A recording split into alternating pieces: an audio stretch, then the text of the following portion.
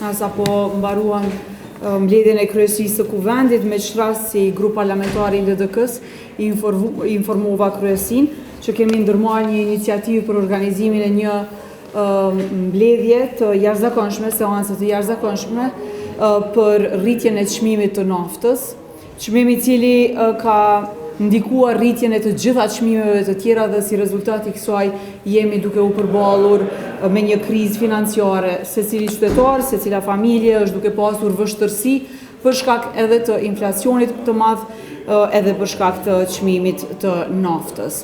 Prandaj me këtë rast jemi në proces të mbledhjes nënshkrimeve dhe dorëzimit të kësaj iniciative. Me shas do të propozojmë edhe një rezolutë e cila obligon qeverinë që të ndërmarrë masa të menjëhershme.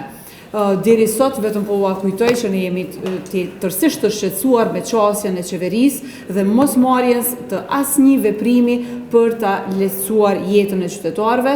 Ka mundur që të jetë implikim në akcizë, në ulje të TVSH-s ose me çfarë do masa të tjera, por që t'ua mundsoj qytetarëve që për një periudhë të caktuar të ketë lehtësira për sa i përket rritjes së çmimeve.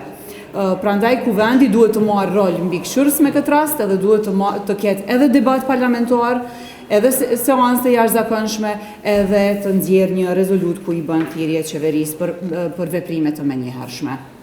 Ne tani jemi në një situatë të re ku gjykata kushtetuese ka dhënë interpretimin e saj dhe ka dhënë sharrime për disa pika, dhe ne kemi pranuar si parti vendimin si të tillë dhe vazhdojmë qasjen tonë ashtu si para vendimit që të jemi bashkëpunues dhe të marrim pjesë në dialog. Është tepër e rëndësishme që në këtë fazë Kosovës t'i jepen institucione funksionale dhe të mos cënohet për asnjë çast funksionaliteti i shtetit tonë. Ne do t'japim kontributin tonë për aq sa është përgjegjësia jonë, por duhet mos harruar se përgjegjësinë kryesore e bart partia më e madhe, që ka numrin më të madh të deputetëve dhe pa të cilën nuk mund të zgjidhet presidenti. Prandaj nëse vullneti i tyre është që të ketë një zgjidhje, do të kemi. Nëse jo, Kosovës i mbetet të shkohet drejt zgjedhjeve, për çka LDK-ja është e gatshme dhe e bashkuar dhe e unike që të shkoj drejt zgjedhjeve. Por gjithsesi, po them që do ta japim maksimumin për sa i përket peshës tonë politike brenda parlamentare, obligimit tonë kushtetues që të vim tek një rezultat për bërjen e presidentit. Ju mos harroni që LDK-ja ka propozuar rrugët se si mund të shkohet deri tek zgjedhja e presidentit. Kemi thënë që përmes një marrëveshje politike, sikur që ndodh në secilin shtet demokratik, mund të vihet, të arrihet një marrëveshje politike edhe të jepet një emër që përkrahet pastaj nga partitë politike.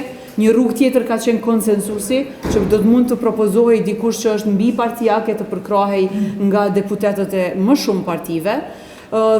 Por gjithsesi nuk pajtohemi në asnjë formë që një parti që sot e ka qeverinë të imponoj edhe një president nga radhët e saj partijake, sepse nuk është e drejtë as nuk është synim i pastër që të tentohet të kapen të gjitha institucionet kryesore të shtetit, për aq kohë sa nuk e ke legitimitetin për me i pas mbi 80 vota.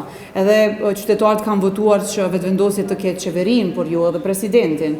Për këtë kërkohet ose marrëveshje politike ose konsenzus, për çka ne kemi thënë që jemi të hapur dhe do ta japim kontributin tonë.